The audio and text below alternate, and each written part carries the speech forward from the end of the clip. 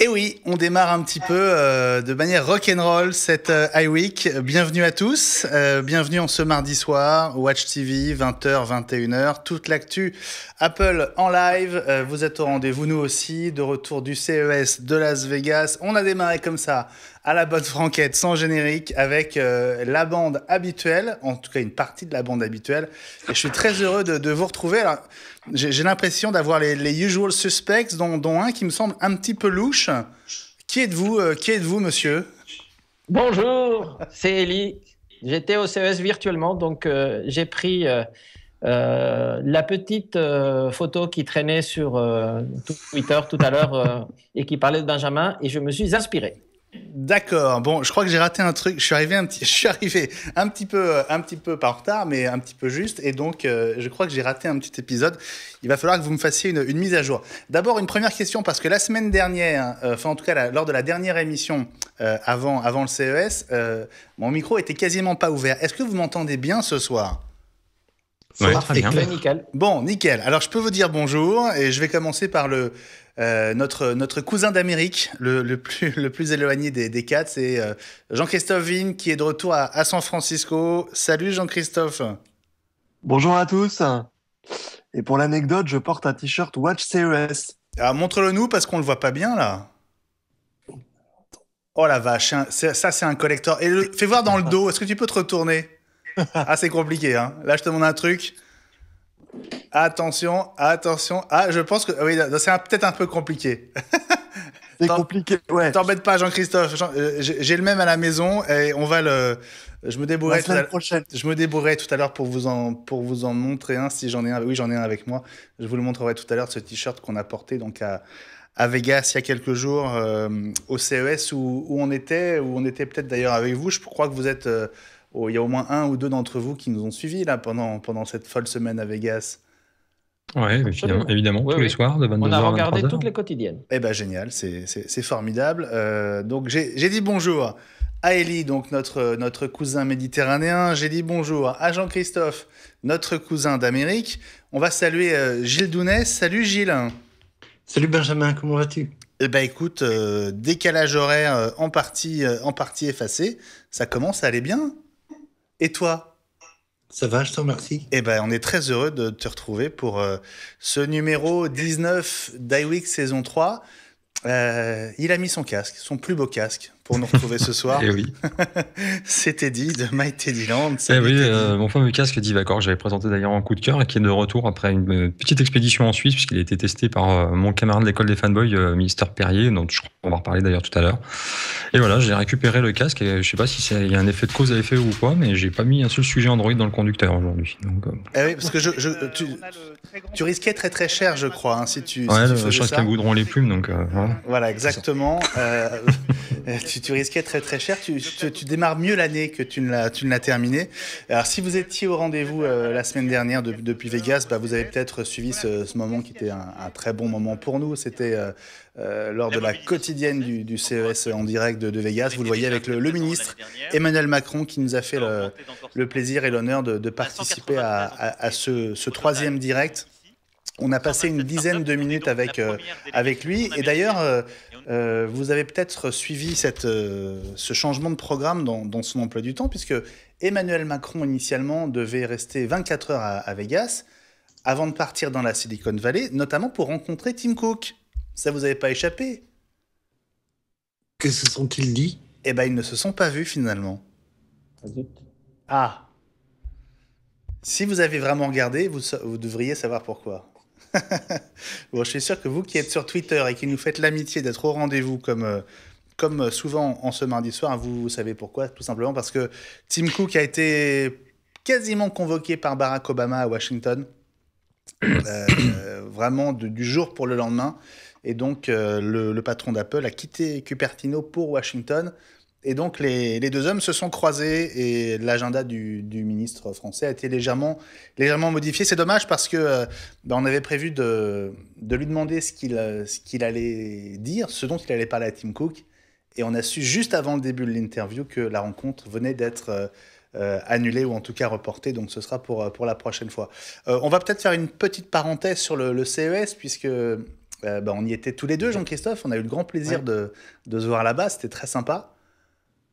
C'était très chouette, effectivement. Et c'est très intéressant, surtout quand pour moi, on vit un peu loin, de voir à quel point la France vibre. Et la France était superbement représentée au CES. Et ça fait vraiment chaud au cœur de voir toute cette innovation locale.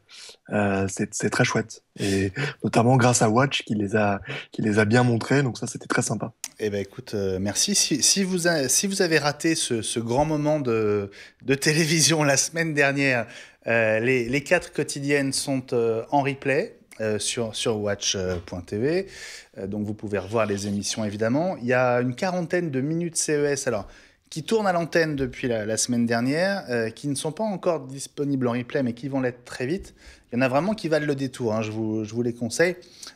Du masque qui fait pousser les cheveux plus vite, au bandeau anti-stress, en passant par des sextoys connectés français, messieurs, stand sur lequel le ministre a passé plus de 10 minutes la semaine dernière aux grandes dames de son staff qui s'arrachait les cheveux, qui n'avait pas vraiment prévu qu'il s'arrête à cet endroit-là. Bref, pas mal de produits étonnants à voir, et notamment ce drone à taille humaine qui permet, en théorie, de transporter un individu d'un point A à un point B. En théorie. Voilà, en théorie, en cliquant grosso modo uniquement sur l'écran d'une tablette. C'était d'ailleurs pas un iPad, c'était une tablette sous Windows. Voilà, donc on n'en parlera pas plus que ça, mais il y a de la matière à voir. Bon, on a un programme... Moi, j'avais une question, Benjamin. Vas-y.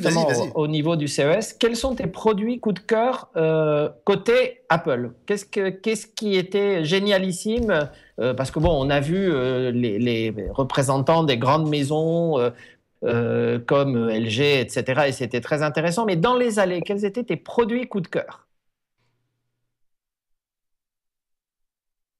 Ça, c'est pas une question, facile parce que, d'abord, comme tu le sais, Apple n'était pas présent en tant qu'exposant au CES.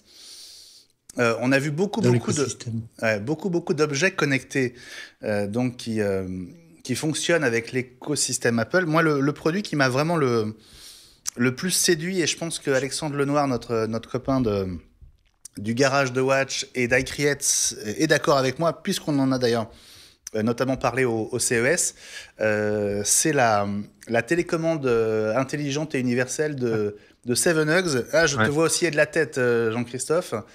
Oui, c'est super impressionnant. Voilà, un objet vraiment étonnant. Mon coup de cœur aussi, d'ailleurs, sur ce CES. Toi aussi. Et d'une simplicité qui ferait presque penser à un produit pensé par Apple. Je ne sais pas si tu l'as vu, Élie, toi qui me poses cette question. Cette petite télécommande plate, pas en détail. dont l'écran s'adapte à l'objet vers lequel on vise. Par exemple, tu vises vers une ampoule connectée type Philips Hue, tu as la capacité d'éteindre, d'allumer ou de faire varier l'intensité de l'ampoule. Tu pointes vers une chaîne Sonos et tu vas pouvoir modifier le volume, changer les chansons, etc. Tu pointes vers un thermostat Nest, tu vas pouvoir changer la température, allumer la clim, etc. Et tout un tas d'objets comme ça intégrés à la maison. De plus en plus d'objets vont devenir compatibles avec cette télécommande. Et vraiment, c'est un très très bel objet, ultra simple, qui a recueilli beaucoup de succès à Vegas. Parmi les...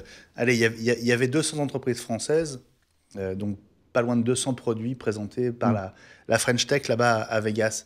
Jean-Christophe, je sais que tu es passé assez peu de temps, parce que tu venais à Vegas pour un salon qui commençait au moment où le CES se terminait, donc tu nous as fait l'amitié de venir quelques heures plus tôt. Tu n'as pas vu grand-chose, mais quand même, quel sentiment t'a donné le CES et notamment l'Eureka Park, cette nouvelle surface d'exposition qui n'existe que depuis l'année dernière et où sont concentrées toutes les startups, notamment les Français?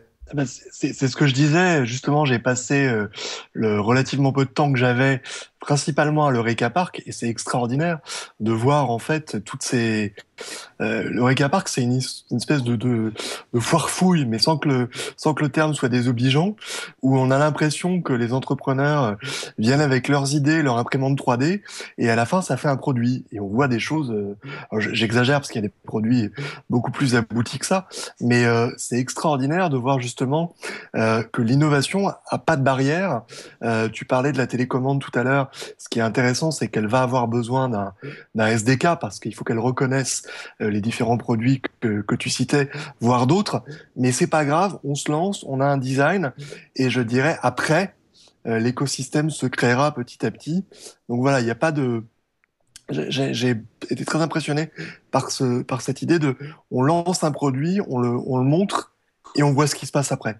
Ce que font plus des multinationales comme Apple, évidemment, où voilà, il n'y a plus cette légèreté. Et c'est rafraîchissant. Alors moi j'ai une question à vous poser, à vous les garçons, et aussi à vous qui nous regardez, vous qui n'étiez pas à Vegas, mais qui avez suivi sans doute le CES depuis Paris ou depuis l'endroit où vous vivez. Qu'est-ce qui vous a marqué dans les comptes rendus que vous avez lus, dans les reportages que vous avez regardés? Qu'est-ce qui vous a semblé le plus impressionnant?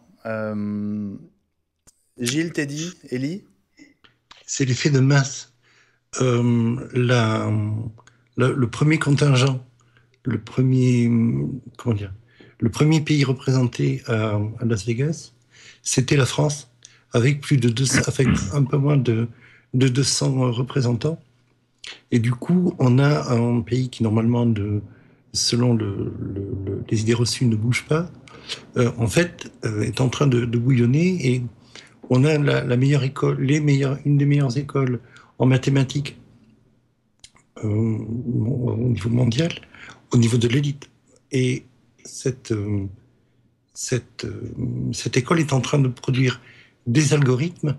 Les écoles de commerce sont en train de produire des gens qui vont au contact, qui cherchent. Et du coup, on a le soubassement pour le rebond sur l'économie numérique qui, en principe, représente la quatrième révolution industrielle qui est en train de se préparer, avec non plus une nouvelle source d'énergie, mais un manque d'énergie, et le ressort énergétique seront les économies qu'on va essayer de faire sur les déchets, c'est-à-dire les data, et sur l'économie le gaspillage énergétique qui était le nôtre jusqu'à présent. Ouais. Donc toi, c'est donc notamment la présence française, la force de frappe française qui t'a impressionné. Elle a pourtant été décriée par certains qui ont reproché à une partie de la presse d'en faire trop, d'exagérer ce succès. Moi, je suis pas d'accord. Je pense que les Français ont vraiment su. C'est très français. Ouais, c'est très. Tu as raison, Jean-Christophe. C'est d'ailleurs ce que disait Emmanuel Macron quand on l'a reçu à Las Vegas. Teddy, qu'est-ce que toi tu as retenu? Peut-être, est-ce qu'il y a des produits qui t'ont marqué, toi, ou des technos? Il y a plusieurs choses moi qui m'ont marqué. D'abord, il y a les annonces qui ont été faites par LG dans le secteur de la télévision, avec notamment leur écran qu'ils ont baptisé Signature, qui fait l'épaisseur de 3 cartes de crédit, qui est quand même assez impressionnant. Il y avait également, toujours chez LG, je crois, un écran enroulable. Donc chez LG, ils disent carrément qu'à terme, l'écran, ça sera comme un poster, en fait, finalement, qu'on dépliera et qu'on collera contre le mur. Donc ça laisse présager de belles choses pour le futur. Ouais. Et puis, j'ai également été assez étonné, mais ça, je crois que c'est de plus en plus le cas chaque année au CES, de la présence en masse aussi des constructeurs automobiles, de plus en plus, qui viennent à Vegas, alors qu'il y a le salon de Détroit quelques jours après. Et ils étaient vraiment très très présents, avec là encore de belles choses, notamment chez Audi. Et puis, pour revenir un peu dans l'écosystème Apple, moi, j'ai vu aussi beaucoup d'accessoires dont on va peut-être reparler tout à l'heure, parce que j'ai mis dans le conducteur, qui sont compatible avec l'USB type C dont on a beaucoup parlé l'an dernier avec le MacBook, et on voit qu'il commence à arriver des choses à ce niveau-là. Ouais, bah écoute, tu as fait un bon résumé de ce qu'on a vu aussi dans la quotidienne sur Watch. Effectivement, c'est vrai que pour les télés, c'est assez rare, mais LG a a mis une petite pichenette à Samsung là, lors de ce CES avec cet écran extraordinaire, la série G6 effectivement, qui est annoncé à 10 000 euros, je crois, pour la fin de l'année. Donc pas donné, mais c'est vrai qu'en termes de design absolument extraordinaire. Du côté de l'Ultra HD, de la 4K, quand même un sujet intéressant, c'est que les Blu-ray 4K Ultra HD arrivent à partir du mois de mars, et les lecteurs aussi. On va enfin pouvoir donner à manger à son écran ultra haute définition. Et puis quand même, la RS Audio qui gagne du terrain avec notamment des idées assez marrantes, des platines vinyles qui permettent de numériser directement au format RS ces bonnes vieilles galettes. C'est vrai qu'au moment où les disques vinyles connaissent un vrai retour en forme, c'est marrant de faire de créer cette passerelle entre la galette et la haute super, résolution. Effectivement, c'était chez Sony, ça, je crois, notamment. Chez Sony, absolument. Élie, toi qui finalement étais privé de CES, qu'est-ce qui t'a marqué à distance alors finalement ? En fait, je suis assez d'accord avec mes petits camarades. Les 2 points importants pour moi, c'était cette énorme différence entre l'énorme présence française et le dynamisme des entreprises et la perception qu'on en a eue ici localement, même pendant le CES ou après, puisque là on est en plein débat sur l'économie numérique en ce moment, et cette attitude de French bashing en France, qui est en total contraste avec ces entreprises, ces startups. Il faut encore redire que Paris, c'est l'endroit où il y a le plus de startups au monde, et tous ces jeunes entrepreneurs disent que s'il faut créer une entreprise quelque part dans le monde aujourd'hui, c'est à Paris qu'il faut le faire. C'est plus facile de la créer à Paris qu'à San Francisco, paradoxalement. Bon, je ne parle pas d'après des capital risques qui sont quand même toujours prédominants dans la vallée, mais Paris, c'est toujours un rêve, et ce n'est pas ce qu'on en dit en France. Donc ça, c'était la première chose. Et deuxièmement, bien sûr, et ça, vous savez, ma passion pour les voitures connectées. Donc, toutes les sociétés étaient présentes et toutes ont présenté de la voiture connectée, de la voiture autonome, du pilotage automatique, des choses comme ça. Et ça présage dans les prochaines années des choses assez sympathiques. Ouais. Et c'est vrai que les constructeurs, quasiment tous, alors les Français très peu présents, mais en tout cas les grands constructeurs internationaux, étrangers, Volkswagen, Audi, Kia, Toyota, Ford, étaient tous au CES, ce qui fait vraiment une grosse concurrence désormais au Salon de Détroit, qui enquille quelques jours après. Et c'est vrai que les annonces se partagent maintenant entre le CES et Détroit pour la voiture. Alors, un petit tour du côté de vos messages sur Twitter, puisqu'on est en direct. Si vous nous regardez en ce mardi soir, 20h, 21h, les tweets, alors on se fait un petit peu charrier par qui, par je ne sais plus, qui nous dit que le CES c'était il y a 10 jours. Oui, c'est vrai, mais on ne s'est pas vu depuis. Alors, il fallait bien qu'on fasse un petit débrief. Tout à fait juste. Démarrage fracassant, dit Kael, qu'on va voir dans une seconde, puisqu'on va voir une de ces vidéos sur YouTube. Effectivement, il se passe toujours quelque chose quand on est en direct. C'est ça qui est sympa. C'est pour ça qu'on aime le direct aussi. Oui, fais attention, Jean-Christophe, tu risques de te coincer le dos. C'est Céline qui te dit ça. C'est vrai que Merci Céline de penser à moi. Le retournement de t-shirt, pas mal. Y a-t-il un moyen d'avoir un t-shirt Watch TV ? Alors c'est un sujet auquel on pense très sérieusement, parce que vous êtes pas mal à nous les demander, et il n'est pas impossible qu'on fasse quelque chose dans les semaines qui viennent pour vous qui les voulez. Je crois que Pimous ou Titou, je ne sais pas, Élie a raté l'option casquette plus lunettes. Est-ce que tu pourrais nous le refaire le temps que je remonte les tweets ? Je l'ai refait et il m'a remercié, donc il l'a vu pendant que tu parlais. D'accord, ok. Mais je peux le refaire. Ok, merci à Kael qui nous dit qu'on a assuré pendant le CES avec la couverture, c'était top. Voilà, la casquette, évidemment, beaucoup de messages sur la casquette de Élie. Pareil, je pense que tu peux la mettre sur eBay, tu pourras te payer un bon resto, je pense, si jamais tu fais ça.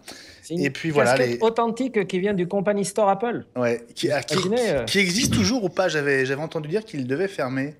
Eh bien non, il a été réaménagé. Donc, ils ont donné une plus grande partie à l'exposition. Ça ressemble maintenant un peu à un retail store Apple avec quelques goodies. Il y en a moins qu'avant, mais il y en a. Bon, je suis pas allé, hein, donc c'est ce qu'on m'a dit des copains qui sont là-bas. Il y en avait déjà pas énormément. Il y avait juste un peu de t-shirts, pas beaucoup, des casquettes, mais c'était pas non plus le lâchage total de goodies, n'est-ce pas, Jean-Christophe? Tout à fait. Alors, moi, je suis allé, pour la petite histoire, à Cupertino en juin dernier. Pour un rendez-vous, et j'étais tout malheureux parce que le store réouvrait la semaine d'après. Aïe, aïe, aïe. Donc j'ai pas pu aller acheter des goodies. J'étais très content d'être évidemment au Infinite Loop. J'ai pas pu aller acheter des casquettes ou des mugs. Et effectivement, je me suis laissé dire qu'il avait réouvert avec un stand de goodies encore plus petit qu'avant. C'est devenu presque un Apple Store traditionnel. C'est ça. Ouais. Ouais. Est-ce Et que tu as pourtant, tu as embrassé le 45 sol? minutes, hein, tu peux y aller quand tu veux. Évidemment, j'ai même des photos que je pourrais mettre sur Twitter. Oui, la question était, est-ce que tu as embrassé le sol, je crois, de Gilles? Oui, et je confirme, oui. Bon, en tout cas, il n'y a pas énormément de goodies, mais il y a quand même des goodies, a priori, qu'on ne trouve que là-bas. Moi, j'avais acheté deux mugs, qui sont des grands mugs noirs avec le logo Apple, qui sont très beaux, et que je n'avais vu nulle part ailleurs. Donc, si vous passez par la Silicon Valley, faites un petit détour, ne serait-ce que pour vous prendre en photo devant le célèbre panneau d'Apple au 1 Infinite Loop, et faites un tour au Company Store. Attention, les horaires d'ouverture sont assez serrés. Hein. On n'est pas sur un Apple Store. Je crois qu'à 16h, 17h, c'est fini. Ça ferme à 5h de l'après-midi. Voilà, c'est ça. Et si vous passez dans le coin, venez me dire bonjour, évidemment. Absolument. Bon, voilà pour cette grosse intro qui a fait un petit détour par Vegas. C'était juste histoire de fermer complètement la parenthèse.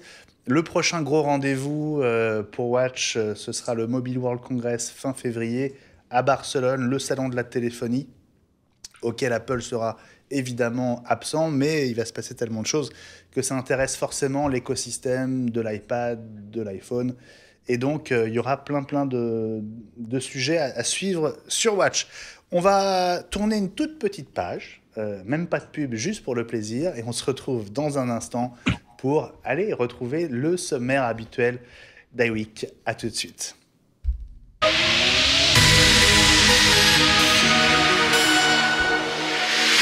Week, toute l'actu de l'écosystème Apple en live. Il est 22 minutes après l'heure si vous nous regardez en direct. On est ensemble jusqu'à 21h ce mardi soir avec un programme finalement assez chargé et vous avez tous bien fait votre devoir les amis. Il y en a qu'un qui nous propose des images, c'est Teddy, et rien que pour ça on va commencer avec toi Teddy. Des images de fanboy un peu, hein? Alors oui, en fait, comme vous le savez, moi je suis avec Mac Teddyland, je relais des contenus vidéo relatifs à l'actualité high-tech en fait. Ça représente à peu près 3000 vidéos par an et un bon tiers de ces vidéos concernent l'écosystème Apple. Et donc je me suis dit, tiens, je vais faire une petite sélection de vidéos qui ont été publiées récemment. Et parce qu'elles ont certaines un intérêt que je vais aller voir tout de suite dans ce que vous allez découvrir, avec notamment celle de mon camarade de l'école des fanboys, Mister Perrier, qui a fait une vidéo qui intéressera sans doute tous ceux qui possèdent un iPad Pro. Parce qu'on avait dit effectivement qu'avec cet iPad Pro, le souci c'est qu'on savait pas trop quoi faire du Pencil, parce que contrairement à la Surface Pro, là il n'est pas aimanté. Et ben vous verrez dans sa vidéo qu'effectivement Apple a bien pensé à vous, puisque si vous avez la Smart Cover Apple, vous pouvez aimanter le Pencil dessus, de même que le petit embout, voilà qu'on voit tout de suite là. Et ça vous évite de le perdre du coup. Et donc je pense que ça a quand même été réfléchi par Apple. Je pense pas que ce soit un truc comme ça fait au hasard. Et le fait est que voilà, moi, en découvrant cette vidéo, au-delà du fait que ce soit Sébastien, quelqu'un que je connais bien, mais je veux dire, je l'ai pas vu passer nulle part cette info. Donc je trouvais ça intéressant de vous en parler ce soir. Est-ce que Ellie, tu étais au courant? Eh bien non, j'ai découvert ça tout à l'heure. Eh ben voilà. Et oui. On apprend des trucs dans iWeek, c'est parfait. D'ailleurs, on avait presque dit une bêtise, parce qu'on avait dit qu'il n'y avait pas de magnétisme et pas de solution, d'ailleurs, pour le Pencil, Teddy. Bah ouais, et là, en l'occurrence, ça fonctionne, donc, comme on l'a dit, avec le Pencil, mais aussi avec l'embout de protection du port Lightning, et également avec la petite extension Lightning femelle qui est vendue avec. Ellie nous disait que ça, on allait la perdre instantanément, mais elle aussi, elle peut s'aimanter sur la smart cover sans problème. Bon, ceci dit, c'est pas d'une esthétique folle, hein. C'est pratique, mais enfin. Oui, mais bon, au moins, voilà, on sait que ça fonctionne, ce qui est déjà pas mal. Après, c'est vrai que c'est peut-être moins ergonomique que sur la Surface Pro, on est bien d'accord. Mais voilà, pour ceux qui ne le savaient pas, ça permet de découvrir. Voilà, pour donc Mister Apple, Sébastien Perrier, qui est déjà passé dans eWeek, qu'on accueillera avec plaisir quand il le souhaite d'ailleurs. Hein. C'est table ouverte, vous le savez, c'est un peu le principe. On a une bande très ouverte. Et deuxième vidéo, deuxième fanboy, Teddy. Oui, alors celui-là, vous le connaissez en fait d'une certaine manière, puisque c'est un de nos fidèles dans eWeek, d'ailleurs il est là ce soir sur Twitter, on l'a vu passer déjà, c'est Kael Wendt, qui se lance sur YouTube depuis quelques temps, ça fait pas très longtemps, et qui a fait donc notamment une vidéo dans laquelle il parle des nouveautés qui vont apparaître avec notamment la prochaine version d'iOS, de WatchOS, également de macOS X, et notamment aussi pour ce qui est de tvOS, on sait qu'il y a l'application podcast qui va apparaître sur l'Apple TV. Et pour illustrer donc l'arrivée de l'application podcast sur l'Apple TV, eh bien, il nous a fait l'amitié en fait donc d'illustrer ça avec iWeek tout simplement. C'est vrai. Alors j'essaie de te le montrer en fait pendant que tu nous expliques ça. Teddy, j'avais un tout petit peu de mal, mais je crois que ça va être bon. Donc je vais pouvoir vous montrer à quoi ça ressemble. Voilà, le voilà Kael. Voilà, si vous ne savez pas qui était Kael, c'est lui. Voilà, salut Kael, on est très heureux de te voir en vrai. Salut, voilà. Donc là, on est sur YouTube, hein, c'est sa chaîne YouTube. Voilà. Ça tombe bien qu'il parle des nouveautés d'iOS, d'OS 10, parce qu'il y a des petites mises à jour dont on va parler. Les vidéos sont très bien faites. Hein. Pour quelqu'un qui débute sur YouTube, parce que bon, moi je suis quand même énormément de YouTubeurs pour Mike et Dylan. Et quand ils débutent, des fois c'est pas toujours évident, ils n'ont pas forcément toujours du bon matériel pour faire des bonnes vidéos. Et là, lui, pour le coup, il fait des vidéos qui sont déjà très classe dès le départ. Donc c'est prometteur pour la suite. Hein. C'est vrai que le son a l'air bon.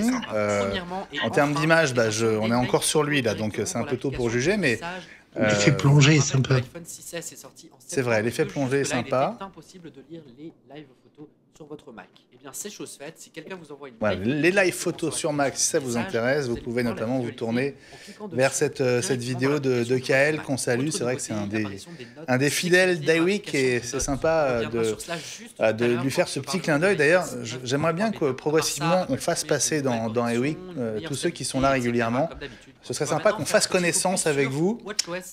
Donc je vous propose que, allez, au rythme d'un par semaine, vous passiez tous à tour de rôle en fonction de vos dispos et que vous veniez participer à iWeek dans les prochaines semaines. Ça vous va les amis ? Pour le connaître un petit peu, je pense qu'en plus de ça, avec lui, tu t'ennuierais pas parce que c'est quelqu'un qui a toujours beaucoup de choses à dire. Donc, j'arrivais pas à l'arrêter. Pour s'en rendre compte d'ailleurs, mais et qui est très très connaisseur de tout ce qui est l'univers Apple. Donc effectivement, ça pourrait être quelque chose de très intéressant. Bon, et puis comme tu l'as peut-être entendu, je n'arrivais pas à l'arrêter. Donc c'est vrai qu'il a l'air d'avoir beaucoup de choses à dire. Et puis, confirme. Et puis le troisième youtubeur que tu as voulu distinguer, Teddy, il n'a que 18 ans. Ah oui, il a que 18 ans, mais il est très prometteur aussi, parce qu'il a, je sais pas, il doit avoir pas loin de 20 000 abonnés maintenant sur YouTube. Il s'appelle Léo Duff, enfin moi c'est quelqu'un que j'adore, et qui a fait une vidéo là récemment en fait sur les rumeurs de l'iPhone 7, parce que c'est un truc qui est très à la mode chez les YouTubeurs. Ça marche bien. Hein. C'est de faire des vidéos qui regroupent les rumeurs qui concernent l'iPhone 7, hein, des vidéos que forcément Guillaume adorerait s'il était là. Et voilà, donc en fait, lui il a fait une vidéo où il parodie un petit peu ces youtubeurs, donc il parle que le futur iPhone aura un écran de 9 pouces, enfin des trucs dans ce genre-là. Quoi. Ah oui, donc c'est n'importe quoi. Mais après, il y a une double volonté derrière, c'est à la fois de les parodier, mais aussi un peu de les dénoncer, parce que lui il trouve ça dommage que voilà, certains youtubeurs essayent de faire des vidéos plus dans le but de faire un maximum de vues avec des sujets qui fonctionnent, plutôt qu'en essayant vraiment de créer du contenu, quoi, parce que là, finalement... reprendre des rumeurs sur un téléphone qui va sortir dans 9 mois, je suis pas sûr que ce soit d'un intérêt énorme, quoi. Bah oui. Donc j'ai trouvé ça très très bien que lui, du haut de ses 18 ans, il dénonce ça, quoi. Et surtout qu'il le fait d'une manière vraiment très drôle. Je ne sais pas si les autres ont vu la vidéo, mais j'ai mis le lien dans le conducteur, mais moi je me suis vraiment beaucoup marré à la regarder, quoi. Guillaume a un Oui, nom Gilles. Guillaume a un nom pour ses. Ça n'est pas seulement sur YouTube. Hein. Il y en a plein Internet, des sites qui sont là pour générer du clic, et Guillaume a un nom pour ça. Guillaume Jette. Guillaume Jette, oui. Eh ben, c'est quoi le nom? Bon, j'ose pas de le dire, c'est putaclic. Ah, très bien. Ouais. Écoute, non, mais après, voilà. Il faut de tout pour faire un monde. On préfère les infos aux rumeurs. C'est vrai qu'il y a beaucoup de vues liées à ces vidéos qui ne font que dire souvent des bêtises. Mais en tout cas, il faut encourager les jeunes qui comme ça se lancent sur YouTube et qui ont du succès. Voilà, moi je l'encourage à s'intéresser plus aux infos qu'aux rumeurs. Même si nous, parfois, et Guillaume ne sera pas le dernier à me le reprocher, on s'intéresse aussi aux rumeurs, mais elles font partie de la vie de l'écosystème Apple, puisque on passe en gros 9 mois sur les rumeurs et 1 mois sur les infos, quoi. J'en ai mis à peine de la communication aussi. Des rumeurs. Voilà, et c'est vrai qu'Elie, tu en as mis quelques-unes. On va commencer d'ailleurs, on va revenir à tes infos, Teddy, dans un instant, mais je voudrais qu'on fasse un petit peu tourner la parole. Et justement, Elie, on va se tourner vers toi avec plusieurs infos, des rumeurs aussi à venir, et une première info qui va intéresser Jean-Christophe, puisque Jean-Christophe est notamment spécialiste des noms de domaine. Raconte-nous, Elie. Oui, en fait, récemment, on a vu qu'Apple a déposé toute une série de noms de domaine liés à la voiture. Donc, ce qui fait que c'est une rumeur, bien sûr, mais disons que l'idée qu'Apple fabriquerait ou serait sur le point de fabriquer une voiture devient de plus en plus plausible. Jean-Christophe, qu'est-ce que ça t'inspire ? Alors, tu sais que je n'entends pas Ellie, donc c'est pas évident. Mais alors oui, c'est vrai. On vous a pas raconté ça. On a des petits problèmes de communication qu'on n'arrive pas à comprendre parce que tout le monde entend Ellie, sauf Jean-Christophe. Mais c'est pas grave. Donc je vais traduire. Enfin, je vais t'expliquer. Selon Ellie, le fait qu'Apple dépose des noms de domaine liés à l'univers de la voiture vient contribuer au renforcement des rumeurs sur ce projet de voiture signé Apple. Alors, il y a des signaux un peu plus forts pour confirmer l'intérêt de l'Apple. Je crois qu'on va en parler juste après, mais tu peux y aller. Oui. Vas-y, balance. Voilà. Mais sur les noms de domaine, franchement, non, ça me paraît un peu un pétard mouillé. Pour l'anecdote, iPhone.org avait été enregistré par Apple en 99, si ma mémoire est bonne. Et par ailleurs, juste pour vous donner une indication de la politique d'enregistrement de nom de domaine d'Apple, entre le jour où l'information est sortie sur MacRumors et maintenant, Apple a enregistré 1000 noms de domaine supplémentaires. Ils étaient à 12 000, ils sont à 13 300 aujourd'hui. Donc en gros, Apple enregistre des noms de domaine en permanence sans que ça soit forcément un signal fort, d'autant plus que Apple, en fait, à chaque fois qu'une nouvelle extension est créée, ce qui est le cas du point car, du point auto, il y a des périodes restreintes et spécifiques pendant lesquelles les marques peuvent enregistrer leur nom de domaine sans concurrence. Du coup, il est parfaitement logique qu'Apple ait enregistré Apple Car, Apple Auto à cet instant, parce que c'était la fin de la période de priorité.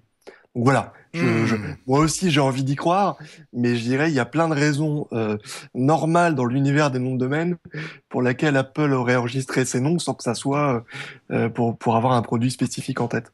Voilà. Il faut éviter les squatteurs. C'est ça. C'est plus pour éviter les... Voilà. Alors, juste pour finir sur la théorie du complot, les noms de domaine étaient quand même beaucoup plus chers que normalement. Ça coûte plusieurs milliers de dollars, donc c'est rien pour Apple, mais c'est un investissement tout de même. Et surtout, ce qui me paraît intéressant, ça a été enregistré par un prestataire qui n'est pas le prestataire de nom de domaine Apple habituel.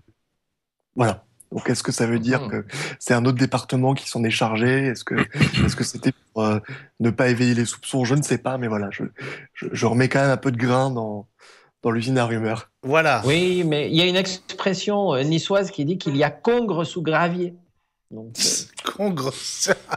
Congres sous gravier, c'est Elle en vient guise sous d'où, roche. celle-là? Bon, voilà, nous, on a nos spécificités locales. J'entends pas. Biarritz, Bon. on dit baleine sous gravier. Voilà, c'est ça. Voilà. Ou gravillon, il y a pas mal de variantes. Bon, toujours autour de la voiture, alors, pour le coup, c'est beaucoup plus significatif et je pense que tu seras d'accord avec Ellie sur ce coup-là, Jean-Christophe. C'est l'interview que Elon Musk a donnée à la BBC. C'était la semaine dernière. Et là, Ellie, je pense que tu as dû être sous très très haute attention, là. Oui. D'ailleurs, Elon Musk revient à Paris, Benjamin. Donc, je te dirai tout à l'heure. Ah. Ça y est, il revient. Parce qu'il Mais était là effectivement, il y a quelques accordé semaines. une interview hein. de 18 minutes à la BBC où il a parlé de pas mal de choses sur les projets de Tesla en particulier, mais on lui a évidemment posé la question sur la voiture Apple. Est-ce qu'il pensait, lui, qu'Apple allait sortir une voiture ou pas? Et évidemment, il a été catégorique. Il a dit que c'était un secret de polichinelle, qu'à partir du moment où une société avait 1000 ingénieurs qui travaillaient sur un projet autour de la voiture, c'était difficile de ne pas croire qu'ils allaient sortir une voiture, en tout cas qu'ils y pensaient très fort. Vous savez que chez Apple, à partir du moment où il y a plus de 100 personnes sur un projet, c'est que le projet est plus ou moins validé par la direction. Donc là, s'ils en ont 1000, commence à être chaud, quoi. Alors, j'ai bien aimé aussi le passage sur le fait que, en gros, les ingénieurs qui quittent Tesla, leur deuxième choix, c'est Apple, quoi. Mais c'est leur deuxième choix. Oui, c'est un peu moqué parce qu'ils avaient été un peu attaqués par la presse en disant que Apple avait débauché des gens de chez Tesla. Et donc, il a répondu un peu sur un mode provoque en disant que Apple était un peu le cimetière des ingénieurs qui avaient quitté Tesla. Et après, il a présenté ses excuses. Il a dit qu'il avait répondu du tac au tac, mais que quand même, les ingénieurs qui partaient de chez Tesla, des fois allaient chez Apple, qui est un peu méchant quand même. Absolument.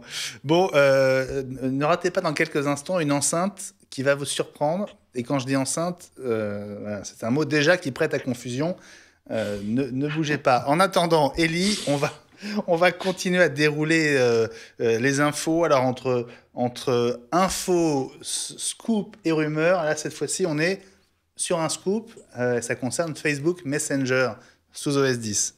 Absolument, puisqu'il y a eu en fait des copies d'écran qui ont circulé sur Internet et il semblerait donc que Facebook travaille et de façon très avancée sur une version de Messenger pour Mac OS X.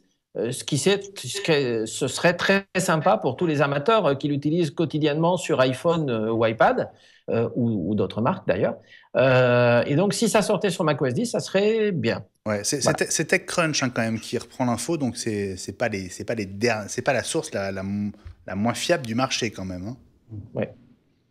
Bon, une rumeur. Alors c'est pas tellement une rumeur finalement parce que quand on parle de l'Apple Watch numéro 2, on parlait jusqu'à maintenant du mois de mars. On va voir que c'est pas forcément la date qui semble se confirmer, mais en tout cas la production de l'Apple Watch 2, elle aurait déjà commencé. En fait, c'est Mac Rumors qui parle de ça. Il semblerait qu'il y ait eu le lancement d'une production de tests, comme il peut arriver dans la vie d'un produit, et qu'elle aurait démarré. Donc, une production de tests, ça peut être plusieurs centaines de produits, de façon à ce que des bêta-testeurs se baladent dans la nature avec et puissent faire des tests de fonctionnalité, de réception, de connexion, etc. C'est pas les millions d'unités qui vont être produites pour être livrées au public. Mais donc, il y a eu cette première rumeur. Et quelques jours après, contre-rumeur en disant oui, mais elle ne sera pas présentée au mois de mars finalement. Donc, alors du coup, c'est un peu une douche froide, parce que qui dit pré-production, on dit ça y est, ça va arriver, et puis finalement, ah oui, mais peut-être pas au mois de mars. Et ce serait quand alors si c'était pas au mois de mars? Alors là, on n'en sait rien du tout, parce que normalement, Apple a toujours gardé un cycle à peu près annuel sur des produits comme ça, donc même si la Watch est quand même une catégorie nouvelle, mais sur les iPhones et les iPads, on est sur des cycles de 12 mois. Donc la dernière Apple Watch, enfin la dernière qui était d'ailleurs la première, a été présentée au printemps. Donc si c'est pas au mois de mars, ça va être au printemps. Ouais. Donc, et le papier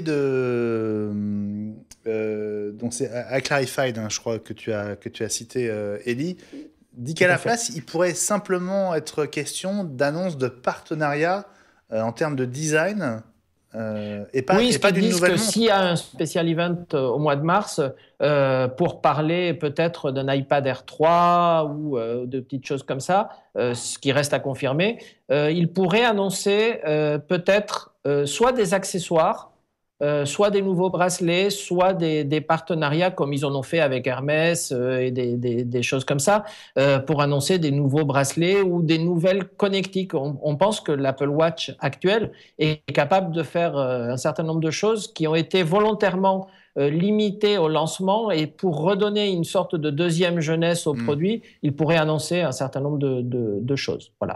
Alors, il est quand même question effectivement d'une keynote au mois de mars. Et dans le papier que tu m'as envoyé, Ellie, il est question Alors, il y a beaucoup de rumeurs autour de ce fameux iPhone low cost, à moitié prix même, on a dit lors de nos dernières émissions. C'est pas impossible. Un iPhone plus petit, on parle d'un écran de 4 pouces. Oui, c'est ça. Et qui aurait un processeur A9, mais qui n'aurait pas un certain nombre des caractéristiques avancées des iPhone 6S. Mais ça serait un iPhone avec petit écran, puissant quand même, sans peut-être Touch ID, sans peut-être un certain nombre de petites caractéristiques, sans 3D Touch, mais qui serait peut-être à un prix abordable. Et donc, rappelez-vous, il y a quelques émissions, on avait parlé de bruit qui circulait sur une opération, une baisse de prix. Apple devait présenter quelque chose un peu dans l'entrée de gamme. Pour l'instant, la seule chose qu'on a vue et qui pourrait intéresser, puisque maintenant on peut en parler puisque c'est officiel, nos téléspectateurs, c'est qu'il y a en ce moment une promotion très intéressante sur les iPhone 5S pour ceux qui voudraient encore ce type de technologie, et on arrive à le trouver genre à 409 € pendant une période limitée, ce qui est quand même un super prix pour un iPhone 5S. Ouais. Juste un écran de 4 pouces par rapport à l'écran de l'iPhone original et du 3G, 3GS, ça donne quoi C'est plus grand, plus petit Le premier était un 3 pouces et demi, l'actuel c'est un 4 pouces 7, et l'iPhone 5 et 5S sont des 4 pouces. Donc on reviendrait à la taille d'un écran. C'est juste l'écran qu'on avait sur les générations précédentes, simplement. C'était le 5, le 5S avait les 4 pouces. D'accord. Et le 5C aussi d'ailleurs. Donc ce serait une version... Ça ferait un super iPhone mini, quoi, en fait. Oui, ça permet d'avoir une gamme avec différentes tailles d'écran. Donc pourquoi pas, un iPhone destiné aux jeunes. Je pense qu'on connaît tous des gens qui le trouvent trop grand, l'iPhone 6. L'iPhone 6 Plus, oui. Mais même le 6, je connais des gens qui veulent pas acheter le 6 parce que il est trop grand dans la main. Bon, et donc cet iPhone, c'est quand même le gros sujet du moment en termes d'attente, on va dire, parce que c'est sans doute l'annonce la plus proche de nous. Est-ce qu'il peut y avoir du nouveau du côté des MacBook Pro, par exemple? Sur quoi vous parieriez là, comme la prochaine annonce, ce serait quoi pour vous? Dans l'univers des Mac, pourquoi pas, comme je l'ai déjà dit à plusieurs reprises dans cette émission, une déclinaison du design du MacBook sur des dalles d'écran plus grandes en 14 et en 16 pouces, pourquoi pas, éventuellement. Ouais. Tu penses que ça va être la prochaine annonce, ce serait ça? Je dis pas que ça sera ça la prochaine annonce. Mais c'est ça ma question. Ça pourrait éventuellement être ça. Moi, j'aimerais bien que ce soit ça. Mais après, c'est autre chose, ça. Est-ce que ça sera réellement le cas? Ne confonds pas tes désirs avec... Je ne peux pas savoir ce genre d'infos à l'avance. Gilles, à ton avis, tu parierais sur quoi, toi, Gilles? Ça va dépendre de la roadmap d'Intel pour les changements de modèles de MacBook Pro. Mais effectivement, ça fait un petit moment que la machine Pro en 15 pouces n'a pas été renouvelée. L'iMac, lui, a bougé rapidement, récemment. Donc, il y a besoin de remettre de la nouveauté dans la gamme régulièrement. Ouais. Moi, j'espère bien. Ouais.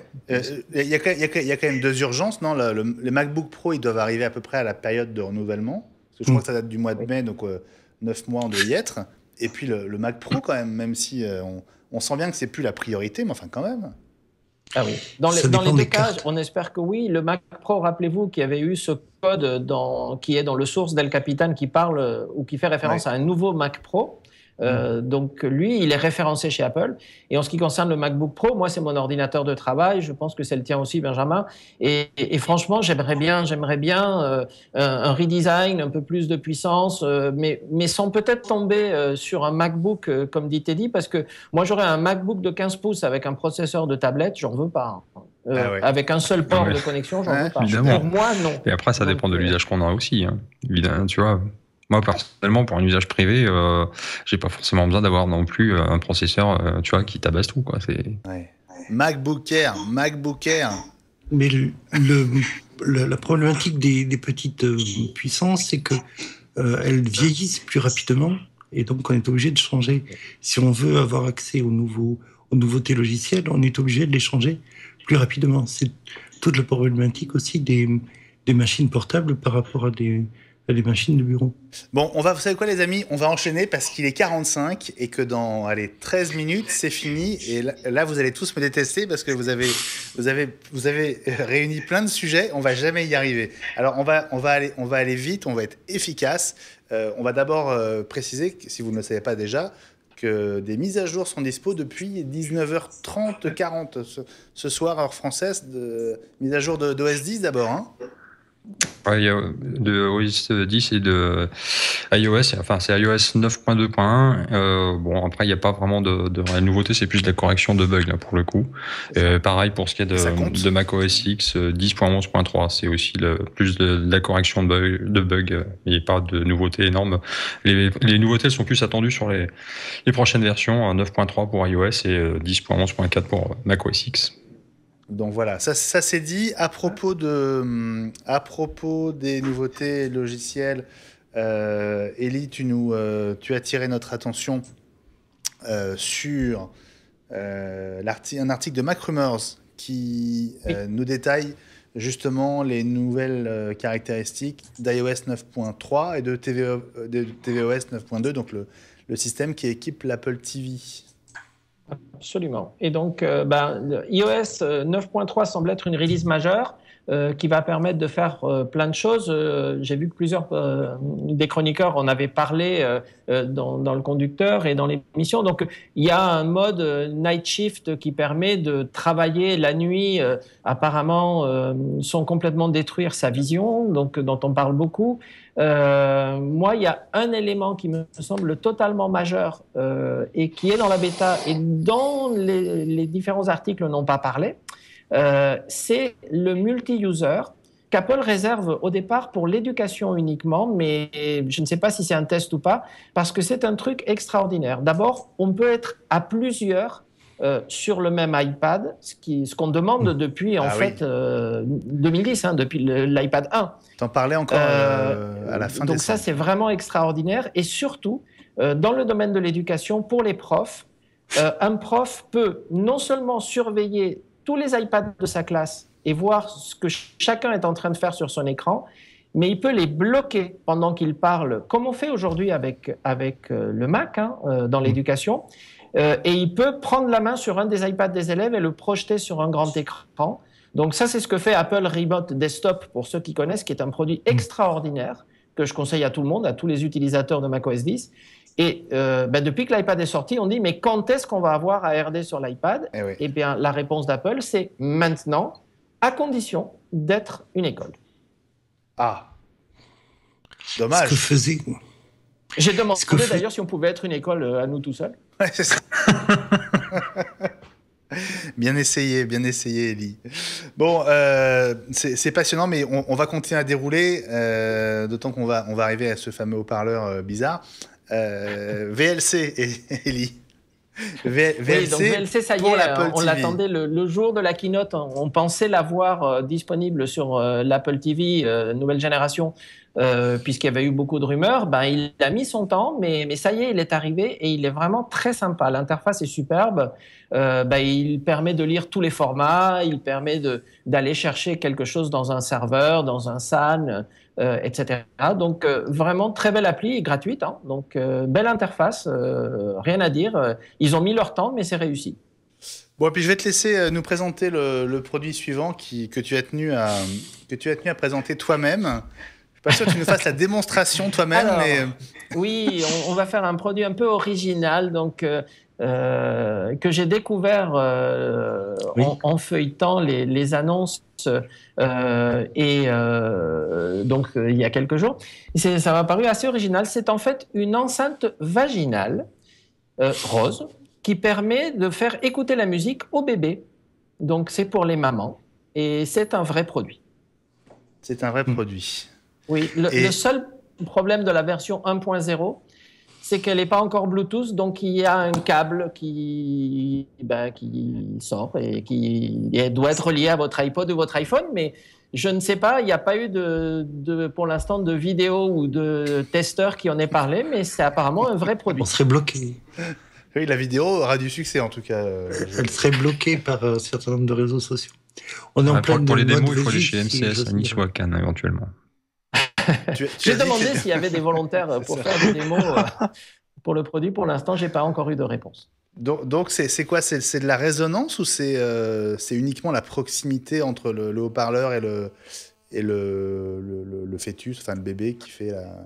Ben, écoute, le fait qu'il est designé veut dire qu'il pense qu'il y a un marché, mais je ne sais pas. C'est à travers la paroi, un peu comme, je suppose. Mais, un peu mais comme du coup, on en a parlé. on fait écouter. Je suis allé voir et oui, il y a un site web. On fait écouter la musique. Et voilà. Donc, par des voix plus. C'est pour les mamans qui sont mélomanes et qui veulent que leurs enfants soient des prodiges musicaux dès la naissance. Sachez qu'il existe une solution. Voilà. Donc... Ça existe aussi par des voies plus aériennes, disons. Voilà. On peut essayer avec un casque aussi, autour du ventre de la maman. Je ne sais pas. Pourquoi est-ce qu'ils ont pensé à cette solution-là? Ouais. En tout cas, il ne vibre pas. Donc, alors, on n'a pas essayé de faire écouter du rap. Je ne sais pas. Il faudrait que quelqu'un qui l'ait essayé nous dise quels sont les effets avec différents styles de musique. C'est sûr que si on met du rap à fond, peut-être que ça vibre. Je ne sais pas. Alors, très honnêtement, j'essaye de distinguer sur l'image du site que je vous ai présenté quelle est la partie en fait qui sert à conduire le son. La description parle d'un appareil qui ressemble à un tampon. J'ai du mal à voir quelle est la partie concernée en fait. On va vous laisser. Voilà, on va vous laisser. Curiosité un peu malsaine. Non, mais il y a plusieurs parties apparemment dans l'appareil, donc voilà. Mais merci en tout cas, Ellie, de cette trouvaille effectivement assez originale. Qui intéressera les futures mamans qui regardent iWeek, et je suis sûr qu'il y en a. Je voudrais quand même qu'on se tourne un peu vers Jean-Christophe, même s'il n'y a pas beaucoup de temps encore, Jean-Christophe, pour s'intéresser à l'actu que toi, tu as repéré du côté de San Francisco. On disait un mot tout à l'heure de iOS 9.3. Justement, c'est un sujet qui t'intéresse. Voilà. Oui, c'est quelque chose que j'ai appelé de mes voeux. Il me semble que j'en ai parlé à la fin de l'année. Clairement, la politique d'Apple qui est de faire des grosses mises à jour une fois par an à la WWDC, pour faire simple, je trouve correspond plus du tout aux besoins des utilisateurs.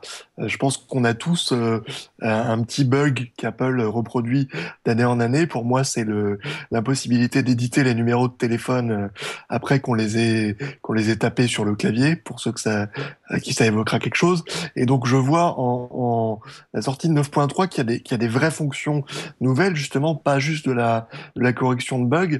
Un très bon signe, peut-être un signal qu'Apple se décide enfin à faire des mises à jour intermédiaires et à offrir des nouvelles fonctions plusieurs fois dans l'année. Pour ceux qui s'en souviennent, on avait eu ça avec iOS 2.0 qui avait inauguré en milieu d'année la sortie de l'App Store.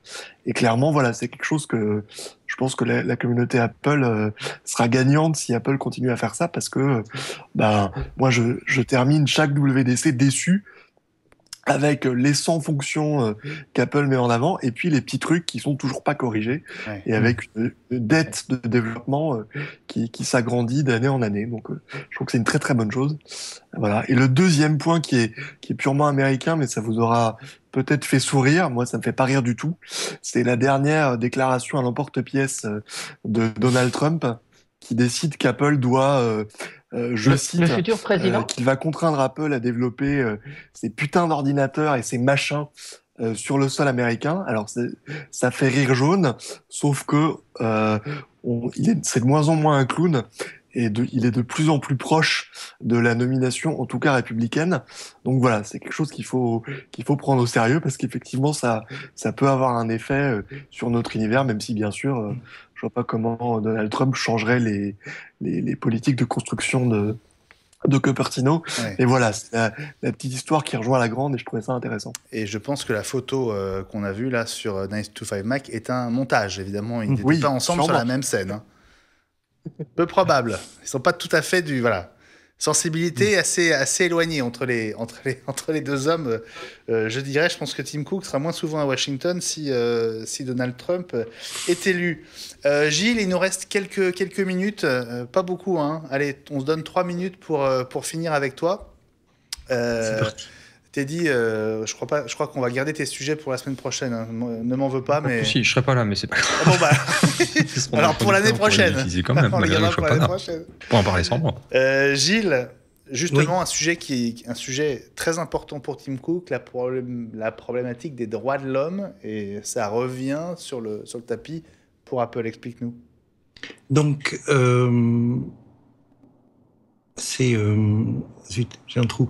Amnesty International, qui est pas le moins crédible des organisations humanitaires, qui a des témoignages concordants sur le fait que les fournisseurs de produits, enfin de terres rares, en particulier de cobalt, des principaux fabricants de batteries, utiliseraient des enfants, travail d'enfants sur des choses qui sont sur des mines et des endroits extrêmement dangereux. Ce qui quelque chose de récurrent, le travail des enfants et les approvisionnements chez les j'ai du mal Chez les constructeurs. Chez les constructeurs, sachant que depuis 2005 environ, la problématique des terres rares et des produits, des déchets est quelque chose de récurrent dans les reproches qui sont faits à Apple. Sauf que jusqu'à présent, on demandait à Apple on prouvait que les constructeurs étaient en faute. Là, on demande aux constructeurs de faire le ménage chez eux et d'être parfaitement transparents. La charge de la preuve a changé. Il nous faudrait plus de temps, Gilles, pour ce sujet. Évidemment, il en avait été question dans un cache investigation sur les téléphones portables, hein, si je me souviens bien, de ces mines de cobalt notamment. Allez, fais-nous rêver, tu as 30 secondes pour nous parler du Li-Fi, donc ce Wi-Fi qui passe par la lumière. Alors, donc, on utilise les ampoules LED qui sont beaucoup plus modulables que les ampoules à tungstène ou la technologie intermédiaire, et on peut faire passer des signaux utiliser la bande j'arrive pas cette fois-ci. C'est pas grave. On est comment dire,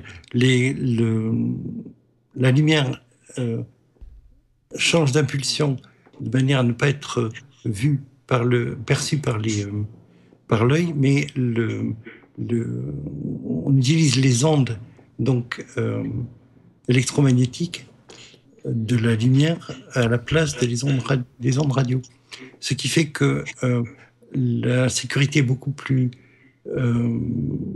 aboutie, puisque les ondes ne passent pas à travers les murs et restent confinées. Et surtout, pour boucler la boucle avec la voiture, on est vraisemblablement en mesure de donner des indications sur la route et dans les rues à des voitures qui seront autonomes grâce aux lampadaires qui vont utiliser du LED. Voilà, je suis obligé de t'interrompre, Gilles, parce qu'on arrive à la fin de l'émission. Il me reste 30 secondes pour vous montrer, alors que je fais tomber toutes mes feuilles, je vous montre enfin le dos de ce t-shirt, qui était notre t-shirt à Vegas. Voilà. Do you watch TV? J'espère que vous avez compris la blague, puisqu'on était aux États-Unis. Et puis, si on lance un magasin de goodies, vous avez le polo en bleu marine.